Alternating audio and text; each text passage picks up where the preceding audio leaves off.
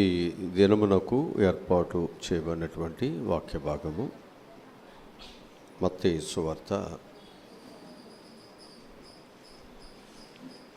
15వ అధ్యాయము 7, 8, 9 వచనాలు చదువుకుందాం.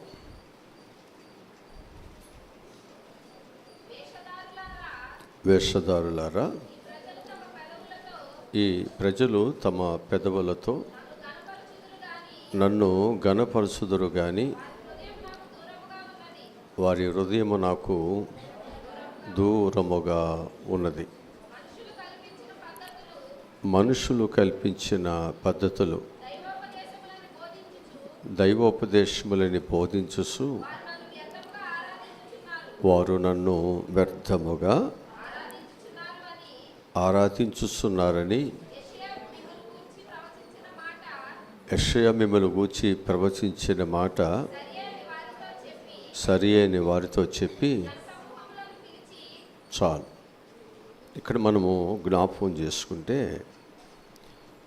ఈ ప్రజలు తమ పెదవులతో నన్ను ఘనపరచుదురు కానీ వారి హృదయం నాకు దూరముగా ఉన్నది. అంటే దేవుణ్ణి ఆరాధించేటువంటి వారు పెదవులతో కాదు, హృదయముతో దేవుణ్ణి ఆరాధన చేయాలి అనేది దేవుని ఆలోచనగా ఇక్కడ మనం చూస్తున్నాం. చాలామంది ఈ పెదవులతో దేవునిని ఆరాధిస్తూ నేను చాలా భక్తిని చేస్తున్నాను, నేను చాలా చక్కగా దేవునితో ఉంటున్నాను అని చాలామంది అనుకుంటున్నారు. కానీ దేవుని ఉద్దేశం మాత్రము అలాగూ లేదు అనే విషయాన్ని నేను జ్ఞాపకంలోనికి తీసుకొస్తున్నాను. దేవుడు పెదవుల కంటే కూడా హృదయ అంతరంగములో నుండి దేవుని స్తుతించాలి అనేది దేవుని ఉద్దేశముగా మనకు కనిపిస్తుంటుంది. మనము ఆలోచన చేస్తే, మనము దేవునికి మందిరములకు వస్తే సరిపోవట్లేదు, దేవుని మందిరంలో ఆరాధన చేస్తున్నటువంటి ప్రజలతో ఏకీభవిస్తే సరిపోవట్లేదు, లేక మనం పాటలు పాడితేనో వాక్యమును చదివితేనో ఇది సరిపోవట్లేదు. దేవునికి కావాల్సింది ఏంటి అంటే, నీ పెదవులతో కాదు, నీ హృదయ అంతరంగముతో దేవుని ఆరాధించటం కావాలి. అందుకే దేవుడు మార్పును దేనిలో కోరుతున్నాడంటే, నీ హృదయములో మార్పు అనేది కావాలి, నీ హృదయ అంతరంగములలో మార్పు అనేది కావాలి అనేదే దేవుని ఉద్దేశముగా మనం చూస్తూ ఉంటున్నాం.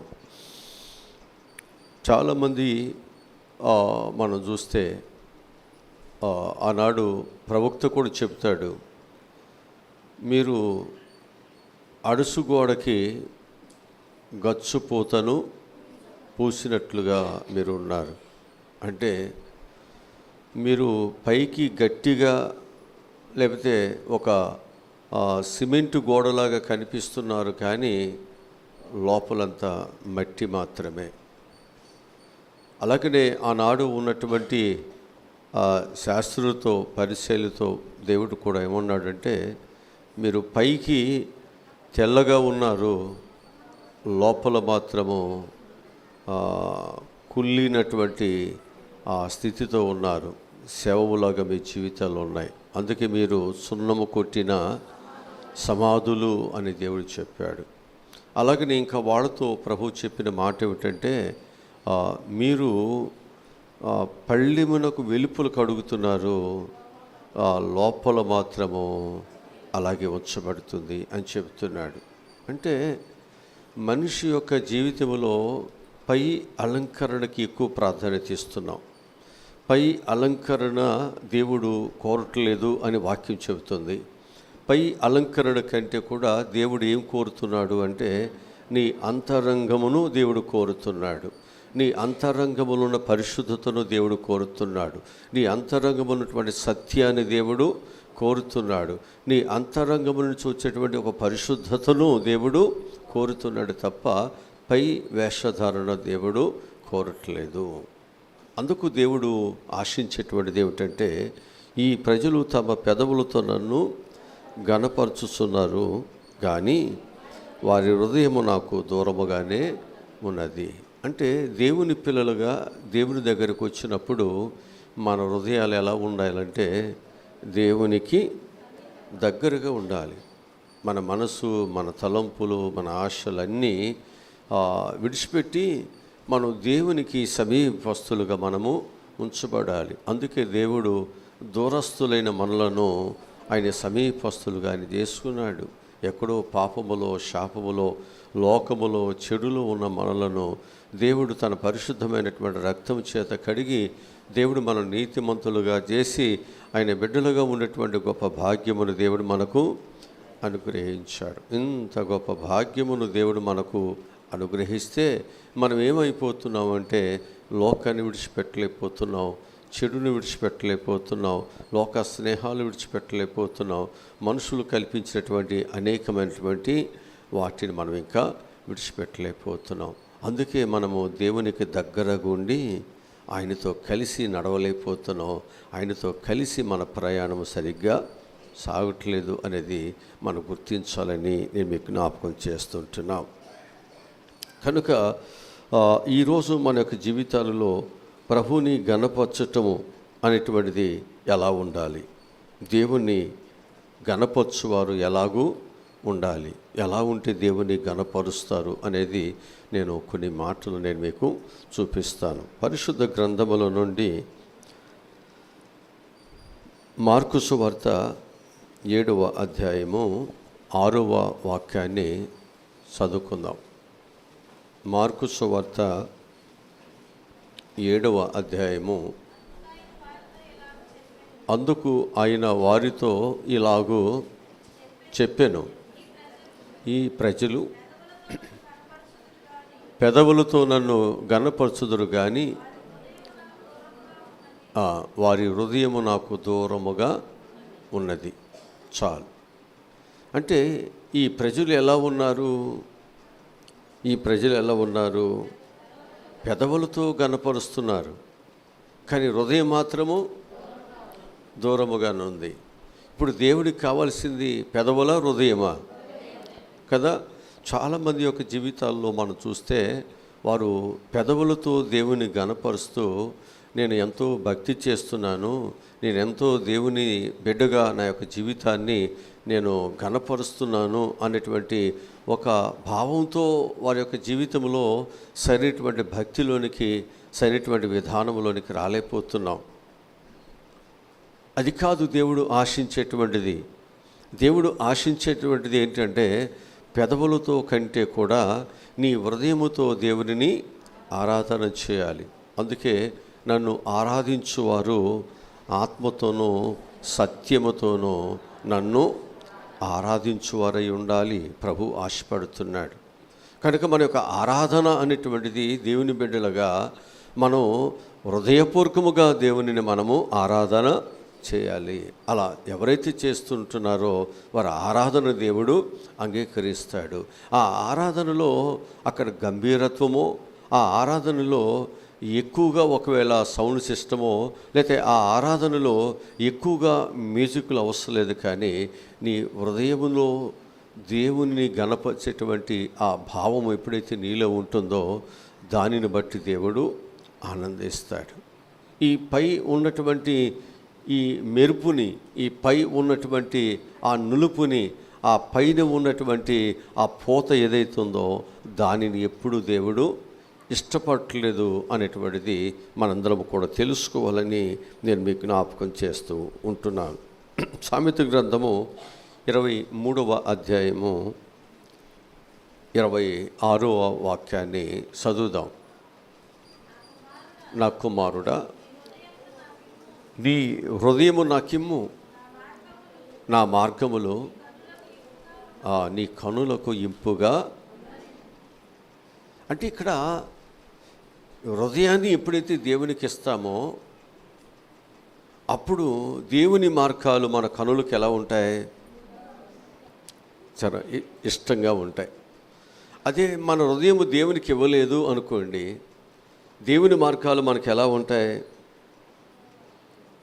ఇంపుగా మనకుండవు, ఇష్టంగా ఉండవు. అందుకనే దేవునితో సహవాసం చేసే విషయాల్లో విసుగుదల, దేవుని సన్నిధికి వచ్చే విషయాల్లో నిర్లక్ష్యము, దేవుని యొక్క వాక్యమును చదివే విషయాల్లో మనకు ఇష్టం లేకపోవటం. అదే లోకములైతే ఎన్ని గంటలైనా ఎంత సమయమైనా ఇష్టంగా మనము సాగిపోతున్నాం. చూసారా? అందుకే నీ హృదయము దేవునికి దూరముగా ఉంది కాబట్టి దేవుని మార్గములో నీకు ఇంపుగా ఇష్టముగా లేవు. అంటే నీ హృదయములు ఎవరున్నారు? దేవుని మాటల కంటే లోకం మాటలు ఉన్నాయి. చాలామంది యొక్క జీవితాల్లో ప్రార్థన అయితే రాదు, కానీ ప్రార్థనకు పదాలు ఏంటో వాళ్ళకి తెలియదు. కానీ లోకములో పిల్లలకు చదవటం, ఒక కుటుంబాన్ని దూషించడం అయితే ఎన్ని పదాలు వస్తాయో. ఇన్ని రోజులైనా తిడతాం, ఇన్ని రోజులైనా మాట్లాడతాం.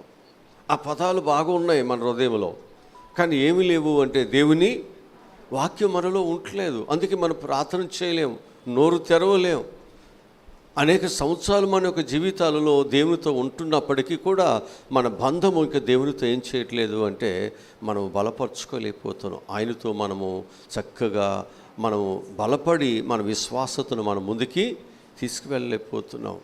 అనేక సంవత్సరాలు నేను భక్తి కలిగి ఉన్నాను, నేను రక్షణ పొందాను, లేకపోతే నేను అలా ఒప్పుకున్నాను, ఇలా ఒప్పుకున్నాను, అలా జీవిస్తున్నాను, ఇలా జీవించానని ఏవో మనము ఆ మాటలను చెప్పుకుంటూ పోతున్నాము తప్ప మన యొక్క జీవితాలలో మాత్రము మనం పరిపూర్ణంగా దేవునికి సమర్పణ మనం చేయలేకపోతున్నాం. మనం ఎంత మన యొక్క జీవితాల్లో దేవుని ఆరాధిస్తున్నామని, దగ్గరగా ఉన్నామని చెప్పుకుంటున్నావు, కానీ మనం దేవునికి అందనంత దూరములో మన మాటలు, మన బ్రతుకు, మన జీవితాలు ఉండిపోతున్నాయి.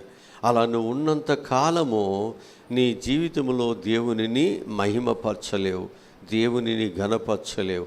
నువ్వు పాడుతున్నాను అన్నటువంటిది ఉంటుంది, లేకపోతే నువ్వు దేవునితో ఉన్నాను అనిపిస్తుంది, లేక నేను దేవుని సన్నిధికి వచ్చాను అనిపిస్తుంది, కానీ నీకు ఏమీ ఉపయోగము లేదు అనే విషయాన్ని నేను మీకు జ్ఞాపకం చేస్తూ ఉంటున్నా. కనుక ఎప్పుడైతే మనము ఒక సమర్పణ కలిగి ఎప్పుడైతే దేవుని బిడ్డలుగా మనం సాగిపోతున్నామో అప్పుడు మనం ఏం చేస్తామో తెలుసండి, మన హృదయమును దేవునికి పరిపూర్ణముగా సమర్పణ చేస్తాం. ఎప్పుడైతే మనలో ఈ సమర్పణ అనేటువంటిది హృదయమును దేవునికి సమర్పణ చేస్తాము, అంటాడు కదా, నా కుమారుడా నీ హృదయమును నాకిమ్ము. ఎప్పుడైతే మన హృదయాన్ని దేవునికి పరిపూర్ణంగా మనం సమర్పణ చేస్తామో అప్పుడు మనం ఏం చేస్తామో తెలుసండి, పరిశుద్ధత కలిగి జీవిస్తాం. ఎందుకనంటే హృదయము అన్నిటికంటే మోసకరమైనది, ఇది ఘోరమైన వ్యాధి కలిగి ఉంది. కనుక ఈ హృదయాన్ని కానీ ఈ మోసకరమైన ఈ ఘోరమైనటువంటి వ్యాధి కలిగి నిన్ను, నీ జీవితాన్ని పాడు చేస్తుంది. అంటే ప్రతి ఒక్క మనిషి యొక్క జీవితంలో విషం ఉన్నట్లు, అలాగనే ఆ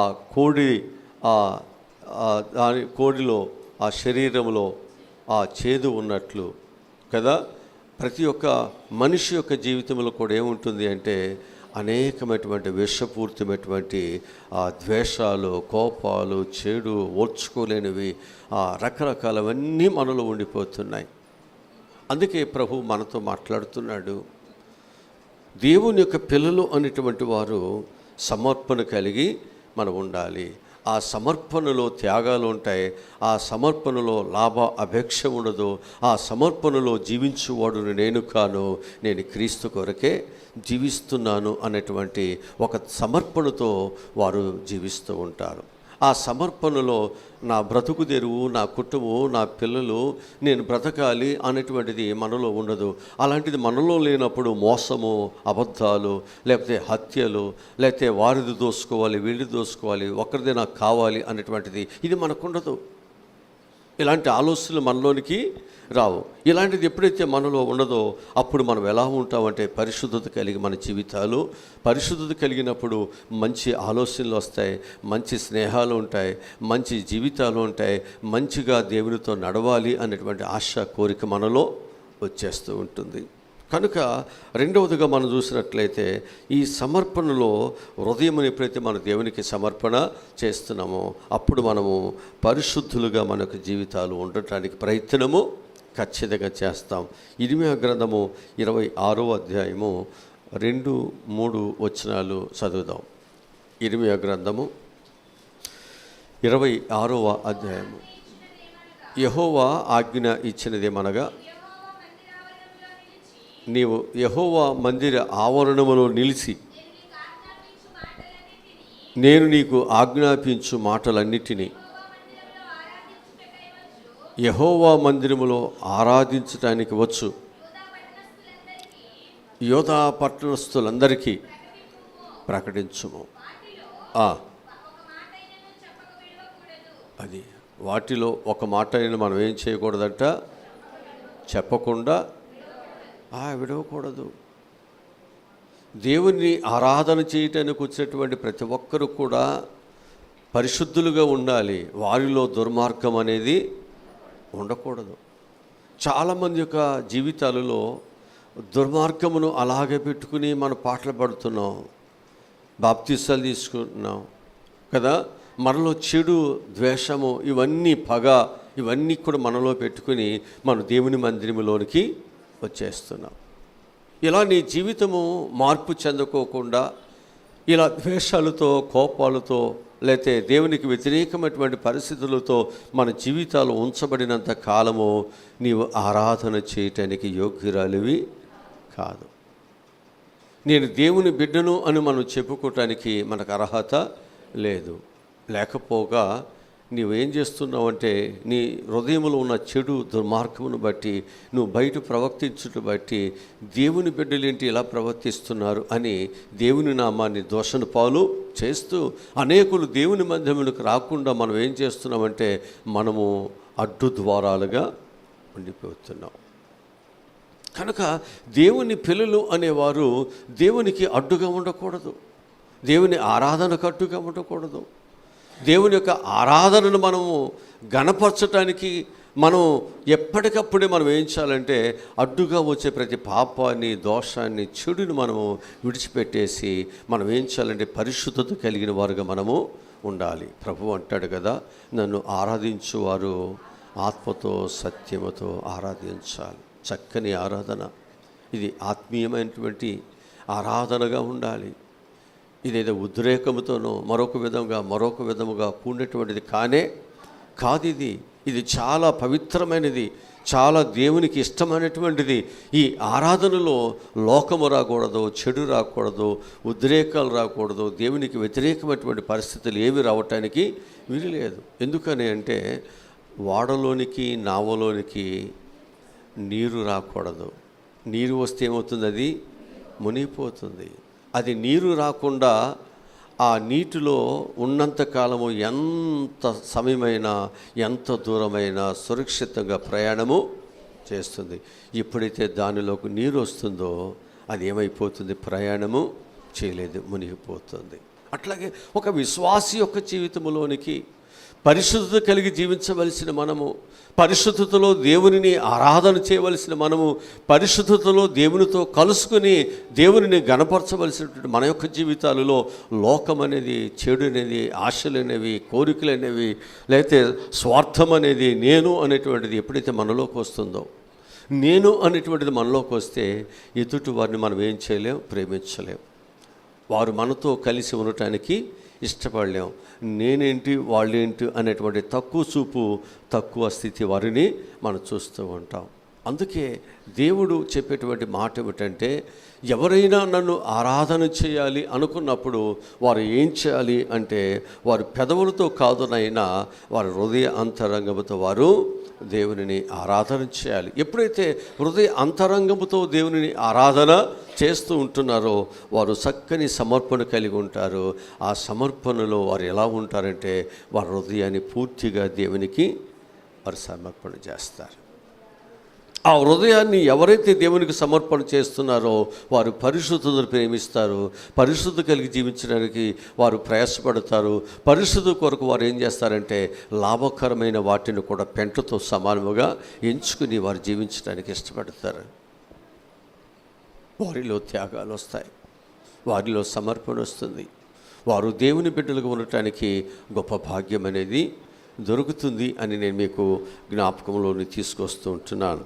పరిశుద్ధ గ్రంథములో మనం వాక్యాన్ని కానీ మనం చదివితే ఆ ఇర్మియా గ్రంథములో చెప్పిన మాట ఏమిటంటే, నా ప్రజలు దేవుని మందిరానికి అయితే వస్తున్నారు కానీ వారు ఆరాధనలు అయితే చేస్తున్నారు కానీ వారి హృదయంలో ఉన్నటువంటి దుర్మార్గము పోవట్లేదు. కనుక నేను చెప్పిన ప్రతి మాట ఏది తప్పిపోకుండా వాళ్ళతో చెప్పండి.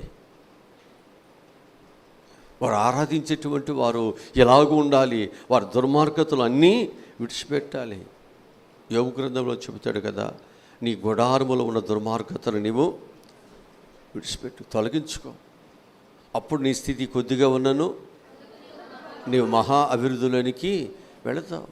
నీ దుర్మార్గత, నీ పాపము అనేది దేవుణ్ణి చూడనీయకుండా, దేవుని నుండి వచ్చే ఆశీర్వాదాలు నీకు రాకుండా, నీ యొక్క జీవితంలో స్వస్థతలు, మేలు అనేవి నీ జీవితంలో జరగకుండా ఆ దుర్మార్గమే, ఆ పాపమే, ఆ చెడే అది నీకు అడ్డుబండగా మారిపోతుంటుంది. అందుకు మనం ఏం చేయాలంటే ఆ దుర్మార్గతను, ఆ చెడుని, ఆ పాపాన్ని మనము తొలగించి వేసుకోవాలి. దేవుని దగ్గరికి వచ్చిన తర్వాత ఆయనకి మనం దగ్గరగా ఉండాలంటే నీకు అడ్డుగా ఉన్నటువంటి దుర్మార్గతలన్నీ మనము తీసేసుకోవాలి.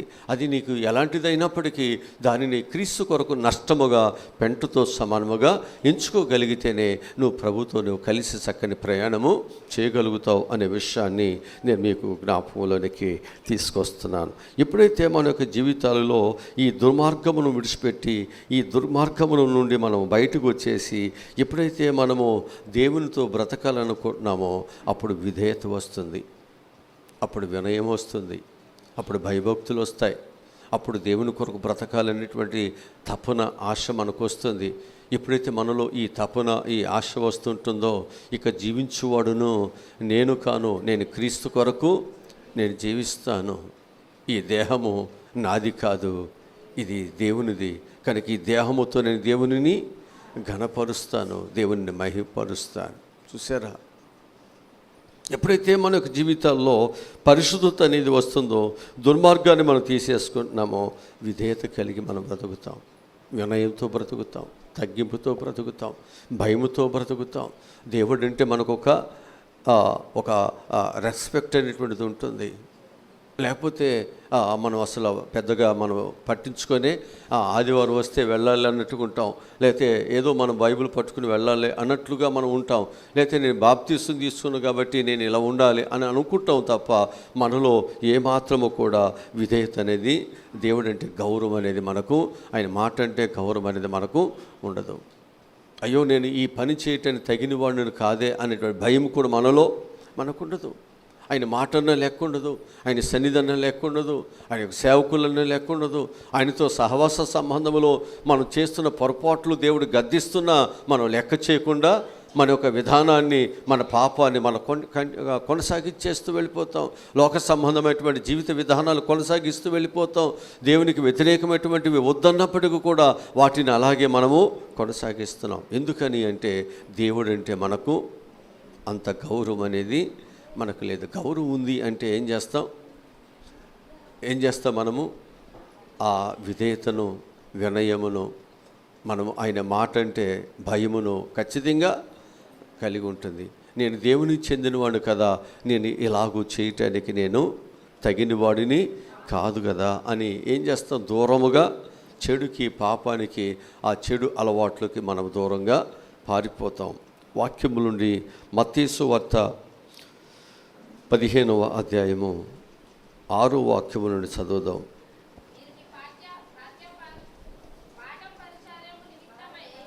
మీరు పారంపర్య నిమిత్తమై మీరు దేవుని వాక్యాన్ని నిరర్ధకము చేస్తున్నారు. దేని కొరకు మీరు దేవుని వాక్యాన్ని నిరర్ధకం చేస్తున్నారని చెప్తుంది వాక్యము? పారంపర్య ఆచారాలు. అంటే మన యొక్క తరతరాలుగా మనుషులు మనకు ఏదైతే ఆచారాలు పెట్టారో దానిని మనం దేవుని కలిగినప్పటికీ, దేవుని యొద్దకు మనం వస్తున్నప్పటికీ కూడా మనం దానిని ఏం చేస్తున్నమాట ఇంకా విడిచిపెట్టలేదు. అందుకంటాడు రోమీయులకు రాసిన పత్రిక 12వ అధ్యాయంలో అంటాడు, మీ దేహమును మీరు సజీవ యాగముగా దేవునికి సమర్పణ చేయండి. ఉత్తమమును అనుకూలమునై ఉన్న దేవుని యొక్క చిత్తమేదో పరీక్షించి తెలుసుకోండి. మీరు మనస్సు మారి నూతన మొగటు వలన మనం ఏం చేయాలంటే మన మనస్సు మారి రూపాంతరమును మనం చెందాలి. వాక్యాలు మనకు చెప్తున్నాయి. మన జీవితాల్లో మనం ఏమవట్లేదు అంటే మనస్సు మారట్లేదు, మారు మనసు పొందట్లేదు.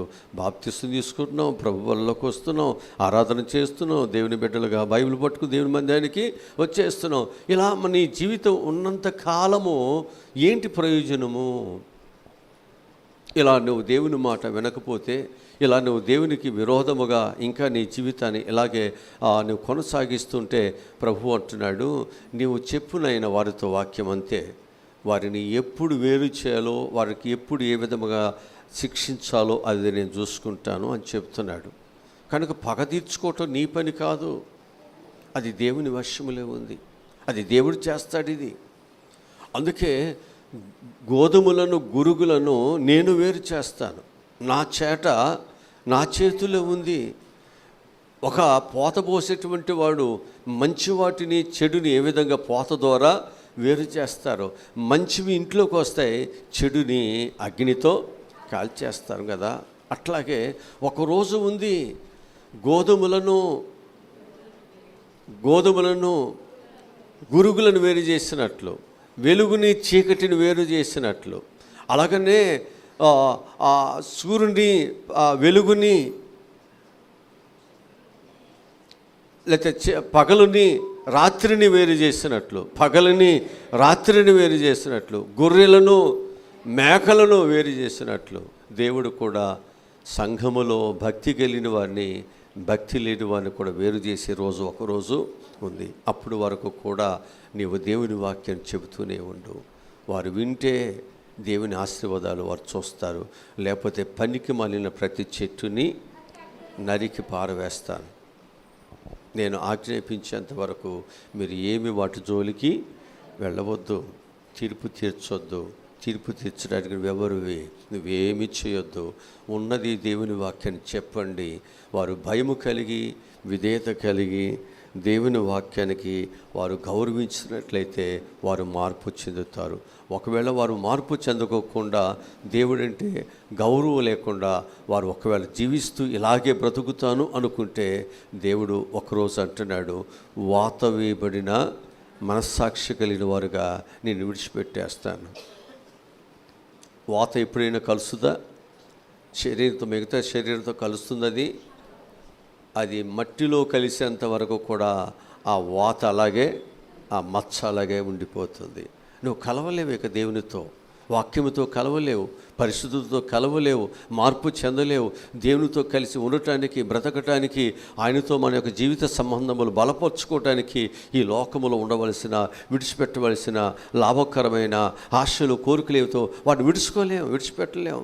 కొన్ని విడిచిపెడతాం, కొన్ని విడిచిపెట్టలేము. కొన్నిటిని ఇంకా మన జీవితాల్లో అలాగే కొనసాగిస్తున్నాం. ఇలాంటి జీవితం కలిగి జీవిస్తున్న మనము మారు మనసు పొందామని చెప్పుకోవటానికి, నేను దేవుని బిడ్డను అని చెప్పుకోవటానికి, మనం దేవుని మందిరంలోకి రావటానికి కూడా అర్హత లేదు. అంటాడు కదా, నిన్ను ఎవరు నా మందిరంలోనికి, నిన్నెవరు రమ్మన్నాడు, ఎందుకు వచ్చావు? దేవుని మందిరం పాడు చేయటానక, దేవునికి విరోధంగా నిష్టానుసారంగా బ్రతుకుతూ దేవుని బిడ్డలు ఎలాగే చెడ్డవారుగా ఉంటారని లోకానికి చూపించడానిక నిన్ను రమ్మన్నది ఎవరు? జాగ్రత్త. నువ్వు దేవుని మందిరానికి వచ్చినప్పుడు నీ ప్రవక్తను జాగ్రత్తగా చూసుకోవాలి కదా. చూస్తున్న దేవుడు ఉన్నాడని, నీ నడక పడక అన్ని దేవునికి తెలుసని, నా జీవితంలో తెలుసో తెలియక పొరపాట్లు చేశాను, దేవుని దగ్గరికి వచ్చిన తర్వాత క్షమాపణ కోరుకుంటే దేవుడు నన్ను క్షమించి నన్ను పవిత్రులుగా ఆయన ఒక రక్తంతో కడిగి దేవుడు నాకు ఈ భాగ్యమును, ఆయన బిడ్డగా ఉండేటువంటి భాగ్యమును, ఆయన కుమారుడుగా కుమార్తెగా ఉండే భాగ్యము దేవుడు నాకు ఇచ్చాడే. కానీ నా బ్రతుకు మారలేదే. మారకోకుండా నువ్వు ఆరాధన చేస్తే దేవుడు అంగీకరిస్తాడా? నువ్వు మారకుండా నువ్వు ప్రార్థన చేస్తే దేవుడు అంగీకరిస్తాడా? నువ్వు మారకోకుండా నువ్వు దేవుని సన్నిధికి వచ్చి వాక్యమును వింటే దేవుడు సహాయం చేస్తాడా? మార్పు చెందకుండా నీ జీవితంలో దేవుని దగ్గర నుండి ఏమి కూడా సంపాదించలేము. అందుకు మనందరం కూడా ఏం చేయాలంటే మార్పు నొందిన పిల్లలాగా మన జీవితాలు ఉంచబడాలి. ఎప్పుడైతే మనము మార్పు చెందుతామో దుర్మార్గత తీసుకువేసుకుని విధేయత కలిగి ఉంటాం. ఎప్పుడైతే విధేయత కలిగి ఉంటామో వాక్యాన్ని అనుసరించి మనము బ్రతుకుతాం. అబ్రహాముతో దేవుడు మాట్లాడాడు, ఆ వాక్యాన్ని అనుసరించాడు. ఆ వాక్య ప్రకారముగా ఆయన ఏం చేశాడు? విడిచిపెట్టమన్నదంతా విడిచిపెట్టాడు. దేవుడు వెళ్ళమన్న స్థలానికి వెళ్ళాడు. దేవుడు ఏదైతే ఇమ్మన్నాడో తన కుమారుడిని దేవునికి ఇచ్చే విషయాలు ఆయన వెనుదీయలేదు. ఆయన విశ్వాసతలో దేవుడు ఆయనని విశ్వాసతలో ఆయన స్థిరపరిచేంత వరకు కూడా దేవుని మాటకు ఎదురు చెప్పలే. అదే విధేయత అంటే అదే కదా, లోబట్టమే కదా. ఎంత కష్టమైనా ఎంత బాధ అయినా మనం ఏం చేయాలి? చెప్పిన మాటను గౌరవించి పనిచేయటమే విధేయత. ఎవరైతే విధేయత కలిగి ఉంటారో వారు వాక్యాన్ని తప్పిపోరు, వాక్యానికి విరోధముగా ఉండరు, వాక్యాన్ని విడిచిపెట్టరు.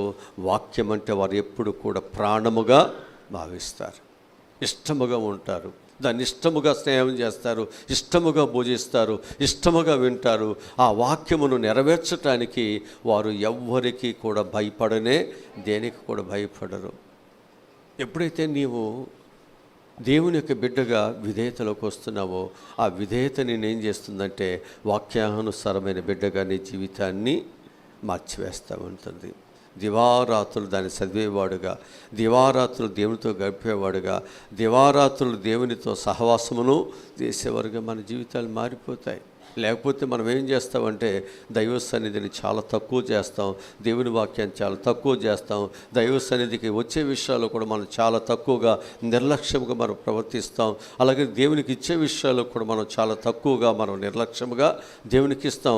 వాక్యానుసారమైనటువంటి పద్ధతులు మన జీవితాల్లో మనము అలవర్చుకోవటానికి, నేర్చుకోవటానికి, ఆ ప్రకారముగా బ్రతకటానికి మనం కూడా ప్రయత్నం ఏముందలే అన్నట్లుగా.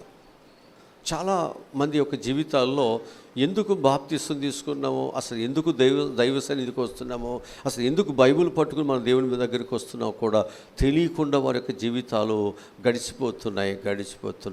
ఇలాగే వారి యొక్క జీవితాల్లో కాలాలు కూడా చెల్లిపోతున్నాయి, ముగించబడుతున్నాయి. ఉపయోగం ఏముంది? అసలు మరణం అనేది ఎప్పుడు వస్తుందో మనకేం తెలుసు? ఎప్పుడు మన జీవితాల్లో మనం ఈ లోకాన్ని విడిచిపెడుతాం మనం ఎప్పుడు తెలుసు? దేవుడు అంటున్నాడు కదా, సమయం ఉండగానే దీపం ఉండగానే ఇంటిని సరి చేసుకోవాలి. నీ ప్రాణము నీ చేతులు లేదు, నీ క్షేమం నీ చేతులు లేదు, నీ బ్రతుకు నీ చేతులు లేదు. నేను రేపు బ్రతుకుతాను, రేపు అలా చేస్తాను, ఇలా చెప్తానంటే రేపు నువ్వు ఉండటానికి నీ చేతుల్లో ఉందా?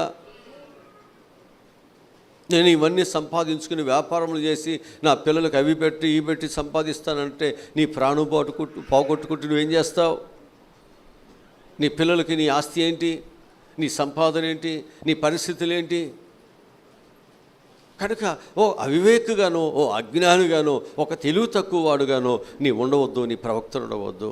నువ్వు దేవుని దగ్గరికి వచ్చిన తర్వాత ఒక నడిపించేటువంటి నాయకుడు జ్ఞానము కలిగి నీతో మాట్లాడుతూ నీ నడిపిస్తున్నప్పుడు నీ విధేయతతో నడిస్తే చాలు.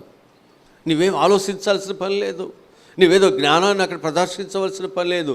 చెప్పిన పని చేస్తే చాలు, అది నీకు ప్రతిఫలం, నీకు ఆశీర్వాదాలు వస్తాయి. నడిపించేవాడు లేనప్పుడు నువ్వు ఆలోచించాలి, నడిపించేవాడు ఉన్నప్పుడు నువ్వేం చేయాలి? నడిపించేవాడు మార్గంలో వెళితే చాలు. అక్కడ ఏముంది ఏంటని నీకు అవసరం లేదు, అది ఎవరికి అవసరం? నడిపించేవాడికి అవసరం.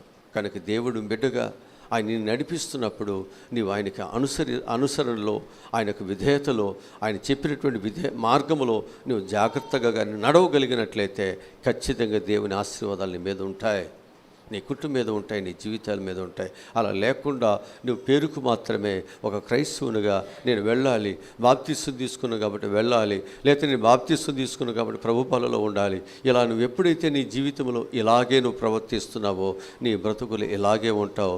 నీ ప్రార్థన అరణ్య రోదనగా మిగిలిపోతుంది. నీ ప్రార్థనకు దేవుడు సమాధానము, జవాబు, ఆశీర్వాదాలు ఏమి ఇవ్వడో. మనం మార్పు చెందాలి.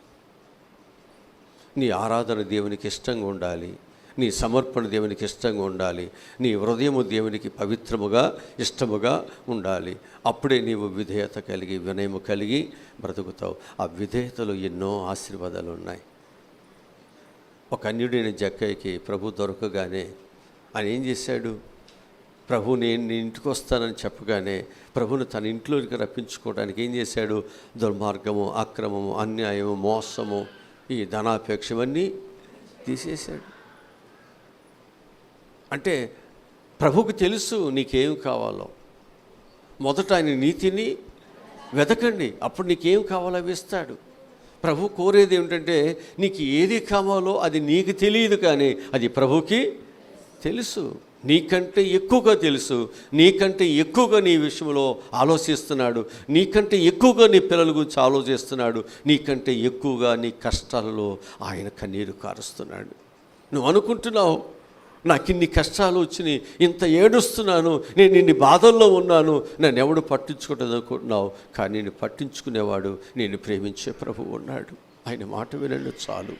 ఆయన మాట ప్రకారముగా బ్రతికితే చాలు. నీ జీవితం, నీ బ్రతుకు బాగుపడిపోతుందని నేను మీకు మనస్ఫూర్తిగా జ్ఞాపకం చేస్తూ ఉంటున్నాను. ప్రియమైనటువంటి దేవుని బిడ్డలారా, నీ మనసు, నీ హృదయము, నీ ఆత్మ, శరీరము దేవునితో సంబంధము లేకుండా ఉండి పైకి పెదవులతో దేవుణ్ణి ఎంతో స్తుతిస్తూ ఆరాధించిన అది దేవుని దృష్టిలో అది విగ్రహారాధన అవుతుంది. అది దేవునికి వ్యతిరేకమైన ఆరాధన అవుతుంది. నువ్వు అనుకుంటున్నావు నేను దేవుని మందిరంలో పాటలు పాడుతున్నావు, దేవుని మందిరానికి వెళుతున్నాను, దేవునితో సావాసం చేస్తున్నావు, ఇది విగ్రహారాధన అవుతుందంట. జాగ్రత్త. నువ్వు చేసేది నిజమైన దేవునికా, చూస్తున్న దేవునికా, విగ్రహారాధనక? ఎవరికి చేస్తున్నావు? నీ ఆరాధన దేవుని సన్నిధిలో ఆయనకి ఇష్టమైనదిగా లేకపోతే అది విగ్రహారాధన అయిపోతుంది, ఆయనకి వ్యతిరేకమైన అయిపోతుంది, అది దేవుని సన్నిధికి చేరణ అయిపోతుంది. కనుక మన యొక్క జీవితాలలో దేవుని యొక్క ఆశీర్వాదములని మన మీదకి రావాలంటే మనం ఏం చేయాలంటే ఆత్మతో, సత్యముతో, నీ పూర్ణ మనసుతోనూ, నీ పూర్ణ ఆత్మతోనూ, నీ పూర్ణ హృదయముతోనూ దేవునికి నీవు సమర్పణ చేసుకుని దేవుని ఆరాధన చేయాలి. అప్పుడే ఇంపైన సువాసన ఉంటుంది. ఆ ఇంపైన సువాసన ఆగ్రహిస్తాడు కదా. దేవుడు ఏం చేస్తాడు? దాన్ని స్వీకరిస్తాడు. ఇంపు లేనిది, ఇష్టము లేని వాసన వస్తే ఏం చేస్తారు? ముక్కు గట్టిగా మోసుకుంటారు, అంతేనా? అదే ఇష్టమైన సువాసన వస్తే ఎంతసేపు అయినా పిలుచుకుంటారు. జాగ్రత్త. నీ భక్తి, నీ ప్రార్థన, నీ ఆరాధన దేవునికి ఇష్టముగా ఉంటేనే దేవుడు దానిని అంగీకరిస్తాడు. లేకపోతే అది విగ్రహారాధనకు అవసరం చేస్తాడు. నువ్వు అనుకుంటున్నావు నేను దేవుని మందిరికి వెళుతున్నాను, ప్రార్థన చేస్తున్నాను, నాకు ఆశీర్వాదం రావట్లేదు అనుకున్నావు, కానీ దేవుడు త్రోసివేసే సంగతి నీకు జాగ్రత్త. అందుకు నన్ను ఆరాధించు వారు ఎలా ఉండాలంటే ఆ వాక్యం చెబుతుంది. కాబట్టి నేడు నీవు పూర్ణ హృదయముతోనూ, పూర్ణ ఆత్మతోనూ, నీ పూర్ణ శక్తితోనూ, నీ పూర్ణ వివేకముతోని దేవుణ్ణి ఆరాధించు. అప్పుడు నీ ఆరాధన దేవునికి ఇంపుగా ఉంటుంది. అప్పుడే దేవుడు నిన్ను ఆస్వాదిస్తాడు. అప్పుడే నేను వాగ్దాన దేశంలోనికి తీసుకువెళ్తాడు. అక్కడ దేవుడు నీ కొరకు సిద్ధపరిచినవన్నీ నీకు, నీ పిల్లలకి దేవుడు నీకు సహాయమును దయచేస్తాడు. లేకపోయిందా దేవుడు నిన్ను త్రోసేసినట్టు నీ ప్రార్థన త్రోసేస్తాడు. అసలు నిన్నే త్రోసేస్తే ఇంక నీ ప్రార్థన ఏముంది, నీ మాటలేముంది, అంతే కదా. జాగ్రత్త. దేవుడు త్రోసివేయక మునిపే దేవుడు నేను అంగీకరించేటప్పుడే, అంటే సమయం ఉండగానే, వెలుగుండగానే, దేవుని ప్రేమ మన మీద ఉండగానే దేవుని బిడ్డలుగా మార్పుని చెందుదాం. దేవునికి అయిష్టమైన వాటిని తీసివేసుకుందాం. దేవునికి ఇష్టలుగా మనం బ్రతుకుదాం. దేవునికి ఇష్టలుగా బ్రతికితే భూమి మీద నీకు ఏం కావాలో అన్నీ దేవుడు నీకు సహాయమును దయచేస్తాడు. దేవుడి మాటలు మన ఎన్నికల్లో దేవుడు దీవించునుగాక. ఆమె. తల్లు ఉంచండి, ప్రార్థన చేసుకుందాం. మా ప్రభువా, రక్షకుడా, ఈరోజు చెప్పిన విలువైన మాటలకై ప్రభువా నీకు చాలా వందనాలు. నా పిల్లలను, కుటుంబాలను ఆదరిస్తూ వారి యొక్క జీవితాలు మంచిగా ఉంచబడ్డ సహాయములను దయచేయమని, ఈ వాక్యమునైనా నా పిల్లల యొక్క జీవితానికి మంచి మార్పును కలుగొచ్చేయమని యేసు నామములో ఈ మనవులు, ఈ ప్రార్థనలు అడిగి పొందుకుని ఉన్నాము తండ్రి. ఆమేన్.